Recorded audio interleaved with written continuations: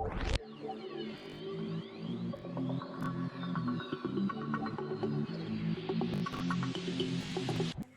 अस्सलाम वालेकुम स्टूडेंट्स, मेरा नाम है बशीर अहमद और आप देख रहे हैं टेक आईक्यू। आज की इस वीडियो का टॉपिक है ऑपरेटर्स वाले टॉपिक चल रहा है, लेकिन हमने जो पिछली वीडियो में अरिथमेटिक और असाइनमेंट ऑपरेटर्स को डिस्कस किया था, आज हम लोग दो और ऑपरेटर्स को डिस्कस करने वाले हैं, जिसका नाम है एक रिलेशनल ऑपरेटर और एक होगा लॉजिकल ऑपरेटर। तो चलते हैं वीडियो की जाने पर, देखते हैं क्या चीज़ है ये। अच्छा, तो रिलेशनल ऑपरेटर्स, मैंने आप लोगों को अरिथमेटिक ऑपरेटर्स तो पता है 5 तरीके के होते हैं। तो रिलेशनल ऑपरेटर्स हमारे पास क्या क्या होते हैं? रिलेशनल ऑपरेटर्स हमारे पास होते हैं ये दो साइन, मतलब दो इज इक्वल टू साइन, इसके अलावा एक एक्सक्लेमेशन और इज इक्वल टू साइन, इसके अलावा हमारे पास होता है ये साइन, इसके बाद हमारे पास आता है ये साइन। ओके, आई थिंक बस इतने, 1 2 3 4 5 6। अच्छा, तो ये साइंस यूज होते हैं एज अ रिलेशनल ऑपरेटर। ये साइंस हैं कुछ 1 2 3 4 5 6 ऑपरेटर्स होते हैं, ठीक। तो 6 ऑपरेटर्स होते हैं रिलेशनल ऑपरेटर्स। अच्छा, इनका फायदा क्या होता है, इनसे क्या काम कर सकते हैं, इनसे क्या फायदा होता है, राइट? दिमाग में सवाल तो आ रहा होगा यकीनन। अच्छा, तो मैं एक एक करके सारे ऑपरेटर्स की मीनिंग करूँगा। अच्छा, पहले मैं बताता हूँ रिलेशनल ऑपरेटर्स की मीनिंग क्या है। रिलेशनल ऑपरेटर्स यूजुअली यूज इस वजह से होते हैं, दो, मैंने आप लोग बताया था, दो वैल्यूज का, दो ऑपरेंड्स का। ऑपरेंड्स मैंने पिछली वीडियो में एक्सप्लेन किया था, अगर नहीं देखी तो देख ले। दो ऑपरेंड्स मतलब जैसे कि अगर मैं पढ़ता हूँ 1 + 2, सही है, ये कहलाएगा प्लस जो साइन है ये कहलाएगा ऑपरेटर, सही है, ऑपरेटर। जबकि ये दो जो साइन है ये कहलाएंगे ऑपरेंड्स। मतलब जिन दो वैल्यूज पे ऑपरेशन परफॉर्म हो रहा है, कोई भी ऑपरेशन जिन दो वैल्यूज पे परफॉर्म हो रहा है वो दो वैल्यूज कहलाती हैं ऑपरेंड्स, और ये जो साइन होता है ये कहलाता है ऑपरेटर, ठीक है। अच्छा, सही है, तो यहाँ तक तो समझ आ गई बात, सही। ऑपरेंड्स, तो दो ऑपरेंड्स के दरमियान एक ऐसा ये ऑपरेटर्स यूज होते हैं, सही। दो ऑपरेंड्स के दरमियान ये ऑपरेटर्स यूज होते हैं, जैसे कि एक आ गया ये +1 और एक आ गया 2, इन दोनों के बीच में ये ऑपरेटर्स में से कोई भी हम लोग इस्तेमाल कर सकते हैं।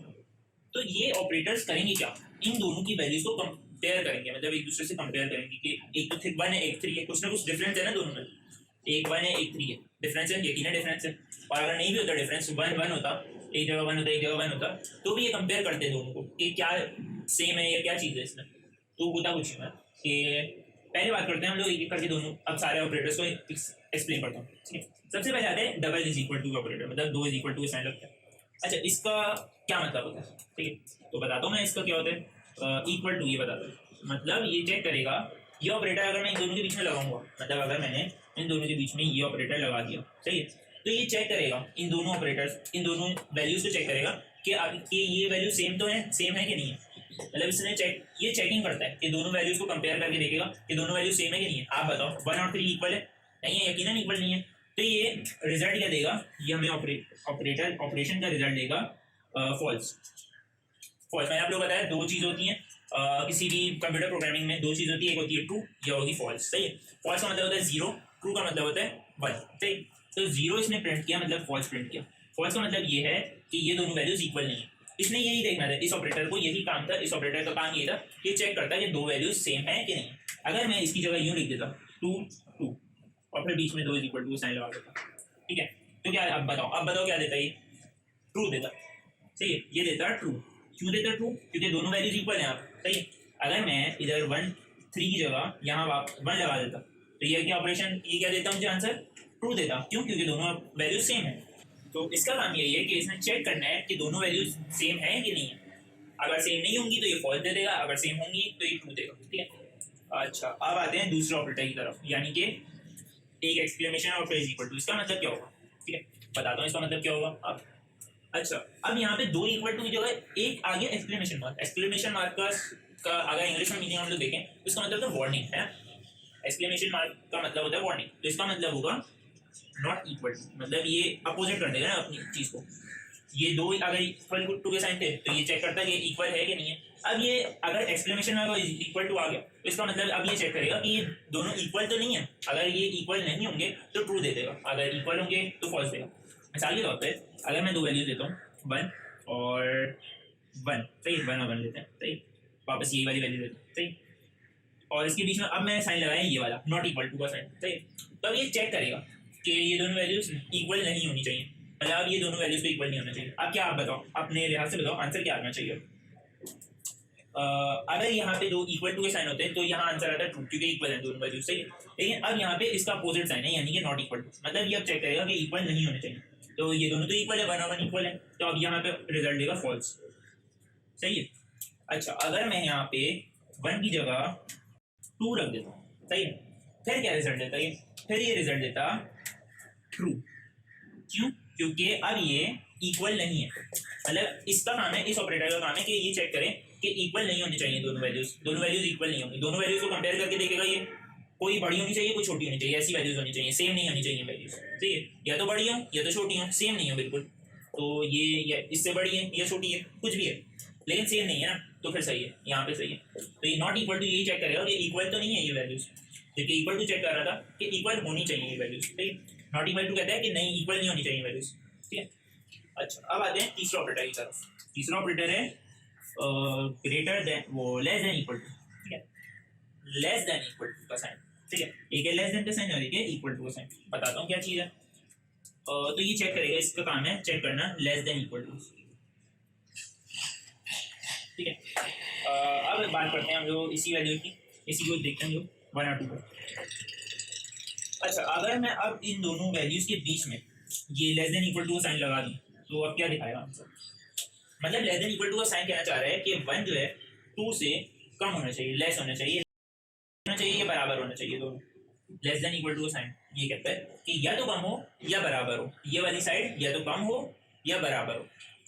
तो बताओ 2 से ये वाली साइड क्या है, 2 और 1 की डिफरेंस क्या है, 1 छोटा है ना 2 से, तो सही है, यानी ये अब अभी प्रिंट करेगा ट्रू ही प्रिंट करेगा, सही। क्यों? क्योंकि 1 2 से छोटा है। या अगर मैं यहाँ पे 1 की जगह लिख देता 2, सही। तो अब तो दोनों बराबर हैं, तो इसने क्या बोला था, लेस हो या इक्वल हो, तो अभी भी ट्रू ही आएगा। अच्छा, अगर मैं यहाँ पे आप पुट कर देता 3, तो क्या आता, तो आता फॉल्स। क्यों? क्योंकि इसने बोला या तो कम हो या बराबर हो, बड़ा नहीं होना चाहिए, या तो कम हो या बराबर हो। लेफ्ट साइड या तो कम हो या बराबर हो, ये इसका काम था कि यही चेक करता कि या तो कम हो या बराबर, ठीक है। तो ये भी समझ आ गया हो। अच्छा, अब आगे चलते हैं दूसरे ऑपरेटर की तरफ, यानी ग्रेटर देन इक्वल टू। इसका मतलब तो आप खुद ही समझ जाओगे, ठीक है, यकीनन ग्रेटर देन इक्वल टू, ठीक है। अब यहाँ पे अगर मैं ये ऑपरेटर पुट कर दूँ, लेस देन इक्वल टू की जगह मैं पुट कर दूँ ग्रेटर देन इक्वल टू। अब क्या मतलब है इसका, अब इसका मतलब है या तो बड़ा हो या बराबर हो, या तो बड़ा हो या बराबर हो। तो अब इसने क्या प्रिंट करना है 3 और 2 में, अब इसने क्या प्रिंट करना है, अब बोल रहा है कि ये लेफ्ट साइड को कंपेयर कर रहा होता है हमेशा, ये दोनों ऑपरेटर लेफ्ट साइड को कंपेयर कर रहे होते हैं। ये वाला साइन बता रहा होता है इस ये वाले साइन का मतलब होता है ये वाली वैल्यू छोटी होनी चाहिए, ये वाले साइन का मतलब होनी चाहिए ये वाली वैल्यू बड़ी होनी चाहिए, ठीक है। इसका मैं बताऊंगा कि किस तरीके से याद भी रखा जा सकता है, इससे अभी के लिए बताता हूँ, ठीक है। ये दोनों साइड अब क्या आंसर आना चाहिए इसका, इसने बोला या तो बड़ा हो या बराबर हो, ये वाली साइड या तो बड़ी हो या बराबर हो। अभी ये क्या है, ये वाली साइड क्या है, इससे बड़ी है, 3 2 से बड़ा है, सही। तो अब आएगा यहाँ पे आंसर 2, क्योंकि बड़ी तो है ये वाली साइड, तो बड़ी है तो 2 आएगा। अच्छा, अगर मैं यहाँ पे पुट कर दूँ, क्या पुट करूँ यहाँ पे, अब अभी भी वापस मैं इसे 2 पुट कर दूँ, यहाँ पे दोनों बराबर है। इसने क्या था, बड़ी हो या बराबर तो है, इक्वल टू है तो अभी भी 2 पुट करेगा।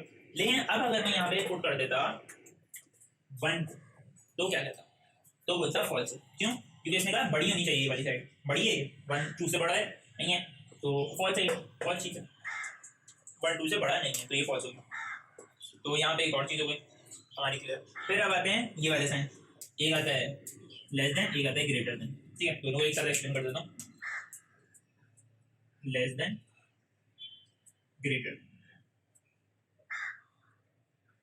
अब यहाँ पे इन दोनों साइन और इन दोनों साइन के दरमियान ये फर्क है कि इधर इक्वल टू नहीं लगा हुआ, तो अब इक्वल टू हटा दें अगर, तो अब इसका मतलब है काम वही होगा, सेम चीज होगी। लेकिन जहां मैंने आप लोगों को पहले बताया था कि या तो कम हो या बराबर हो, या तो बड़ा हो या बराबर हो, तो अब बराबर होने वाला कोई सिचुएशन ही नहीं है, या तो बड़ी होनी चाहिए तो छोटी होनी चाहिए वैल्यू।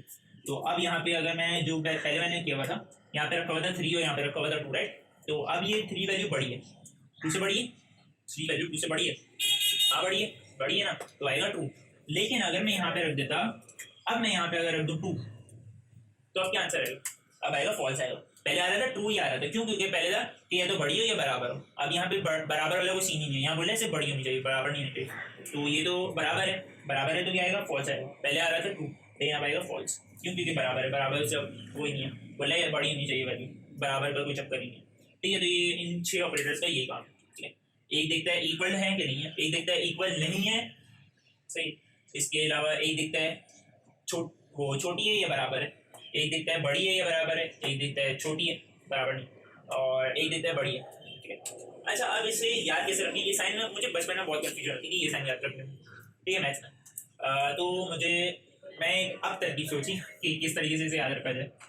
कि दो वैल्यूज है, एक यहाँ पे 1, यहाँ पे 2। ठीक है, अब ये मुंह, इस क्रोकोडाइल का मुंह जो है, क्रोकोडाइल के मुंह से याद रखा जाता था पहले। तो ये क्रोकोडाइल का मुंह किस तरफ खुला है, ये देखो आप, जिसकी तरफ खुला होगा ना क्रोकोडाइल का मुंह, वो बड़ी साइड है। ठीक है, अब देखो यहाँ पे ये क्रोकोडाइल का मुंह किसकी तरफ खुला है? टू की तरफ खुला है, तो ये बड़ी साइड है। ठीक है, अगर क्रोकोडाइल का मुंह इस तरफ खुला होता, वन रखते हैं, वन नहीं, अब 3 रखते हैं, 3 रखते। अब क्रोकोडाइल का मुंह इस तरफ खुला है, तो इसका मतलब ये बड़ा है। अरे क्रोकोडाइल का मुंह उसी तरफ खुलता है जिस तरफ वो बड़ा हो। लेकिन हम लोग जब भी लेस देन ग्रेटर देन का जो चक्कर होता है ना, वो होता है हमेशा लेफ्ट वैल्यू के साथ। हम चेक कर रहे होते हैं लेफ्ट वैल्यू क्या है, बड़ी है छोटी है। यहाँ पे लेफ्ट वैल्यू क्या है? छोटी है। क्रोकोडाइल का मुंह इस तरफ खुला है, तो ये लेस देन का साइन इसलिए क्योंकि ये लेफ्ट वाली वैल्यू को हम देख रहे हैं, राइट वाली वैल्यू से हमें कोई सरोकार नहीं। लेफ्ट वाली वैल्यू हम लोग देख रहे हैं कि लेफ्ट वाली वैल्यू बड़ी है या छोटी है। अगर क्रोकोडाइल का मुंह, मतलब इसकी कमर, आई थिंक कमर इस तरफ होगी, वन की तरफ हो, मतलब जिस लेफ्ट साइड की तरफ अगर कमर हो मतलब छोटी है, अगर लेफ्ट साइड की तरफ मुंह हो इस तरीके से तो ये बड़ी है। ठीक है, इस तरीके से मैंने कुछ याद रखा था। तो इस तरीके से रिलेशनल ऑपरेटर्स काम करते हैं। देखेंगे अभी हम लोग प्रैक्टिस में एक एक करके कि किस तरीके से इसे यूज़ किया जाता है। इसका एक बहुत बड़ा यूज़ एक आगे इफ एल्स वाले काम में होता है, वो आगे के चैप्टर में, चैप्टर नंबर 4 में शायद, आई थिंक, हाँ चैप्टर नंबर 4 में। तो अभी तो मैं इफ एल्स नहीं समझाने वाला। खैर अभी के लिए ये इस तरीके से भी काम होता है और इफ एल्स में ज़्यादा अच्छे से काम होता है। ठीक है, तो ये इस तरीके से ये कुछ 6 ऑपरेटर्स हैं। अर्थमेटिक ऑपरेटर्स 5 हैं, रिलेशनल ऑपरेटर्स 6। अब बात करते हैं लॉजिकल ऑपरेटर्स की, तो चलते हैं लॉजिकल ऑपरेटर्स की तरफ। तो ये है लॉजिकल ऑपरेटर्स, बताता हूँ कौन कौन से कितने तरीके के। लॉजिकल ऑपरेटर्स में हमारे पास ज़्यादा वैराइटीज नहीं होती, हमारे पास सिर्फ होते हैं 3 ऑपरेटर्स। सही, लॉजिकल ऑपरेटर्स में हमारे पास होते हैं 3 ऑपरेटर्स। पहले ऑपरेटर को हम कहते हैं, इस तरीके का कुछ साइन होता है, इसको हम लोग कहते हैं and operator, sorry and operator. ठीक है, दूसरी होती है हमारे पास इस तरीके से, इसको हम कहते हैं और ऑपरेटर। ठीक है, तीसरा हमारे पास ऑपरेटर होता है इस तरीके का, इसको कहते हैं हम लोग नॉट ऑपरेटर। ठीक है, अच्छा तो लॉजिकल ऑपरेटर की खास बात है इन 2 ऑपरेटर्स के लिए, खासकर ये 2 जो ऑपरेटर है शुरू के, एंड और। ठीक है, इन 2 ऑपरेटर की एक खास बात है, खास बात क्या है कि ये 2 ऑपरेटर ज़्यादातर जब भी लगते हैं ना, तो ये लगते हैं रिलेशनल ऑपरेटर्स के साथ जुड़ के। ये ऑपरेटर अगर आपको रिलेशनल ऑपरेटर के साथ जोड़ के लगाना है तो लगा लो, नहीं लगाना तो कोई प्रॉब्लम नहीं है, ज़्यादातर ये अकेले ही लगते हैं। लेकिन ये 2 शुरू के ऑपरेटर्स हैं एंड और, तो ये 2 रिलेशनल ऑपरेटर्स के दरमियान लगते हैं, ये डिटरमाइन करते हैं दोनों रिलेशनल वैल्यूज ऑपरेटर्स के आंसर्स को डिटरमाइन करते हैं। अच्छा तो बताऊँगा क्या क्या है किस तरीके से। आप लोगों ने पता नहीं मुझे चैप्टर नंबर 6 पढ़ाओ कि नहीं। चैप्टर नंबर 6 में हमारे पास लॉजिक गेट्स का चैप्टर है, जिसमें एंड और की बातें होती हैं, तो इसमें ट्रू फॉल्स के चैप्टर है। तो ये सारी अभी मैं बताता हूँ आपको क्या सीन्स हैं। अच्छा तो पहला ऑपरेटर है एंड ऑपरेटर। एंड ऑपरेटर क्या चीज़ करता है? एंड ऑपरेटर कहता है, चेक करता है कि जैसे हमारे पास 2 वैल्यूज हैं, एक है वैल्यू 1, एक है वैल्यू 2।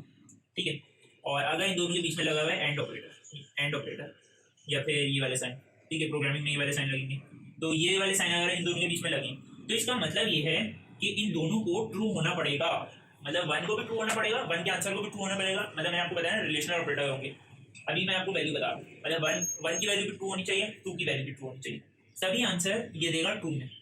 वरना अगर 1 की वैल्यू फॉल्स हो गई, 2 की वैल्यू ट्रू है, तो ये आंसर देगा फॉल्स। क्यों? क्योंकि एक तो फॉल्स है ना, तो ये चेक करते हैं। एंड का मतलब क्या होता है? एंड मतलब होता है दोनों की बात कर रहा है, मतलब ये भी और ये भी, तो इन दोनों की बात है, तो इन दोनों को ट्रू होना पड़ेगा ट्रू वैल्यू लाने के लिए। अगर कोई एक भी फॉल्स हो गया, जैसे ये अगर इधर 2 फॉल्स हो गया 1 ट्रू है, तब भी फॉल्स ही कहलाएगा। अगर दोनों फॉल्स हैं तब भी फॉल्स ही कहलाएगा। ट्रू कब कहलाएगा? ट्रू तब कहलाएगा जब दोनों ट्रू होंगे, तभी एंड ऑपरेटर कहलाएगा ट्रू। ठीक है, इधर आ जाओ, तभी एंड ऑपरेटर कहलाएगा ट्रू। वरना अगर कोई एक भी वैल्यू फॉल्स है, ये दोनों वैल्यू फॉल्स हैं, तो फॉल्स ही कहलाएगा। एंड ऑपरेटर ये काम करता है।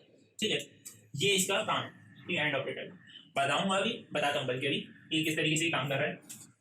अच्छा अब हमारे पास एक वैल्यू है, ठीक है, दो रिलेशनल ऑपरेटर है मेरे पास, ठीक है। मैंने कहा कि एक रिलेशनल ऑपरेटर मैंने बनाया कि 1 इज इक्वल टू 1, ठीक है। 1 इज इक्वल टू 1 मतलब 1 और 1 इक्वल है कि नहीं है, मैं पूछ रहा हूँ कंप्यूटर से 1 और 1 इक्वल है कि नहीं। इक्वल टू का साइन आप लोग पता होगा रिलेशनल ऑपरेटर, सही। और मैंने एक और रिलेशनल ऑपरेटर बोला कि 3 is greater than 2, greater than equal to 2, सही।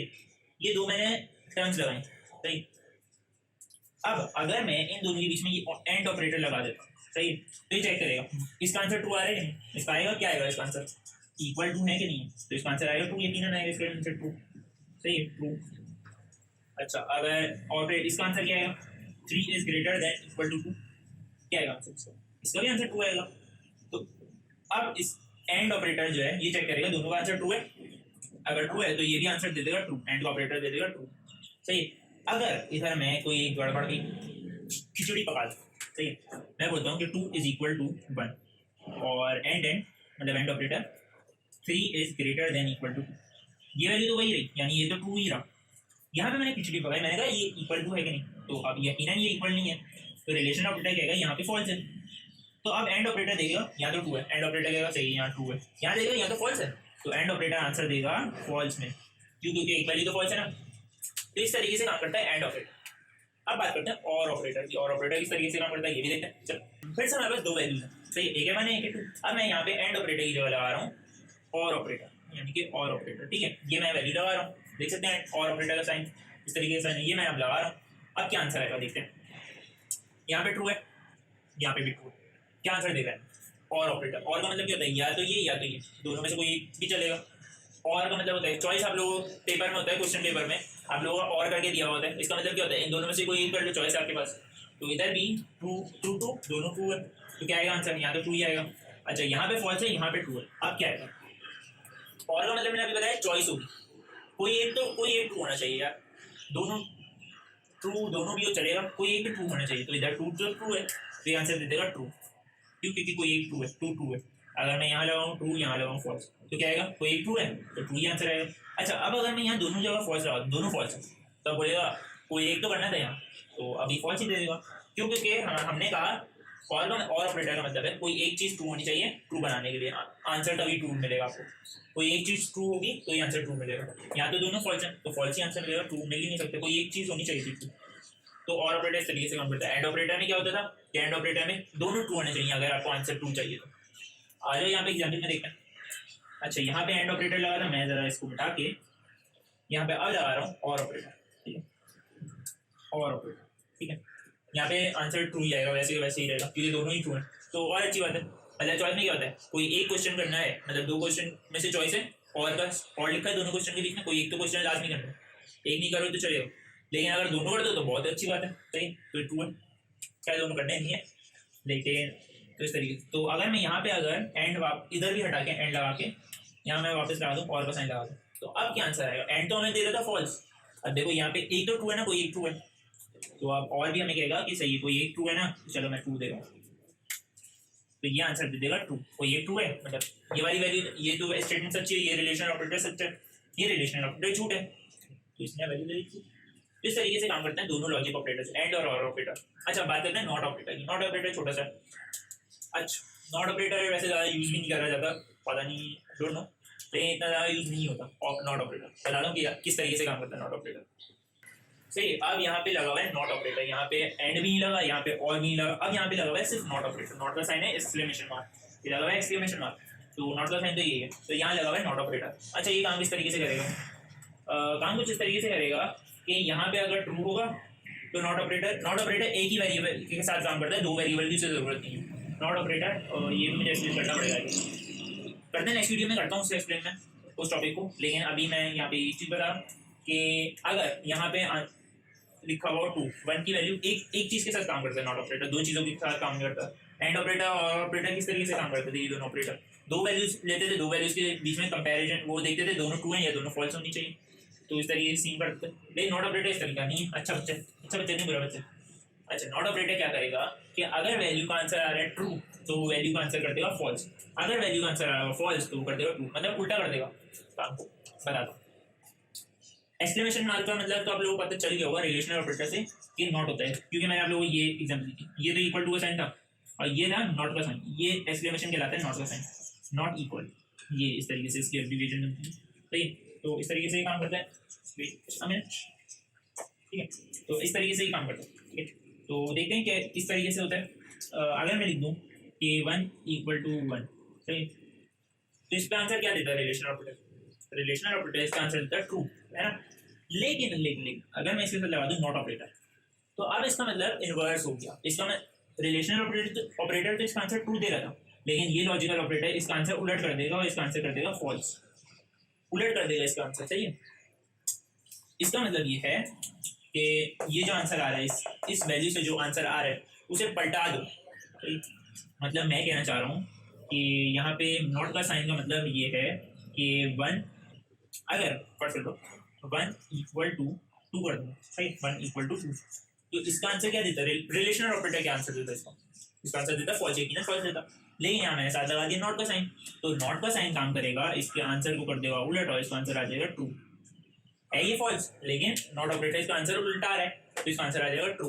तो इस तरीके से हम लोग यूज करते हैं नॉट ऑपरेटर, ये बहुत कम यूज होता है, बहुत ज़्यादा कम, ठीक है, इतना ज़्यादा यूज नहीं होता। अगर कभी एमसीक्यूज में सवाल आ जाता है कि कौन सा ऑपरेटर सबसे कम यूज होता है, तो आप लिख सकते हो नॉट ऑपरेटर, ठीक है, नॉट ऑपरेटर काफ़ी कम यूज होता है, ठीक। तो इस तरीके से ये काम करते हैं लॉजिकल और रिलेशनल ऑपरेटर्स। तो देखते हैं, प्रैक्टिस करते हैं कि किस तरीके से काम करते हैं, चलते हैं कंप्यूटर की तरफ। मुझे पता उम्मीद है वीडियो काफ़ी लंबी हो गई होगी, लेकिन क्या करें, टॉपिक भी लंबा है, थोड़ा सा देख लें, या फिर बोलो तो नेक्स्ट वीडियो में हम लोग इसकी प्रैक्टिस करते हैं। हाँ चलो, नेक्स्ट वीडियो में इसकी प्रैक्टिस करते हैं, मिलते हैं नेक्स्ट वीडियो में, तब तक के लिए अल्लाह हाफ़िज़। नेक्स्ट वीडियो में प्रैक्टिस